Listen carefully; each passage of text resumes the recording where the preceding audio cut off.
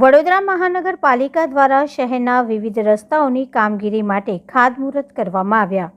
141 શહેર વિધાનસભામાં આવેલા ઇલેક્શન વોર્ડ નંબર 6માં મંગલેશ્વર ઝાપાથી ચાંપાનેર 4 રસ્તા સુધીના રિસરફેસિંગની કામગીરી સાથે જ ગટરના એક્સટેન્શન સહિતની કામગીરીનું ₹330.53 લાખના ખર્ચે થનારી કામગીરીનું ખાતમુહૂર્ત કરવામાં આવ્યું હતું। સાથે સંગમ 4 રસ્તાથી મંગલેશ્વર ઝાપા સુધીના રોડની કામગીરીનું ₹305.26 લાખના ખર્ચે થનારી કામગીરીનું ખાતમુહૂર્ત કરવામાં આવ્યું હતું।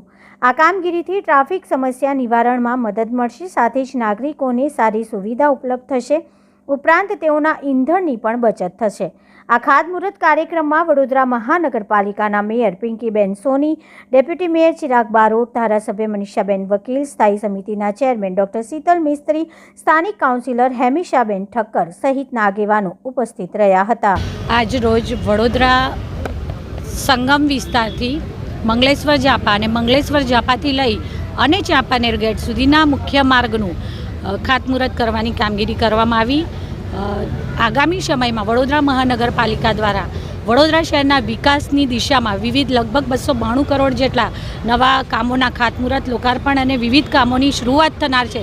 ત્યારે પ્રારંભે આ મુખ્ય માર્ગના ખાતમુહૂર્તની કામગીરી કરવામાં આવી, જેમાં આ વિસ્તારના ધારાસભ્ય શ્રી મનીષાબેન વકીલ, ડેપ્યુટી મેયર શ્રી ચિરાગભાઈ બારોટ, સ્ટેન્ડિંગ સમિતિના ચેરમેન શ્રી ડૉક્ટર શીતલભાઈ મિસ્ત્રી, વોર્ડ નંબર 4, વોર્ડ નંબર 6 અને વોર્ડ નંબર 7ના સૌ કાઉન્સિલરશ્રીઓ, સૌ હોદ્દેદારશ્રીઓ તથા સ્થાનિક નાગરિકો સૌએ સાથે મળી અને આ વિકાસના કામના ખાતમુહૂર્તમાં સૌએ સાથે મળી અને શુભારંભ કર્યો।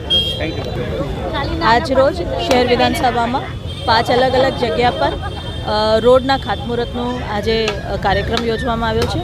લગભગ 1300 કરોડ જેટલી આજુબાજુ આ રોડ નવા બનશે અને જે લોકોને વરસાદની ટાઈમ પર જે રોડની દશા ખરાબ થઈ હતી એને માટેના પ્રયત્ન છે અને ઘણા નવા રોડો પણ છે।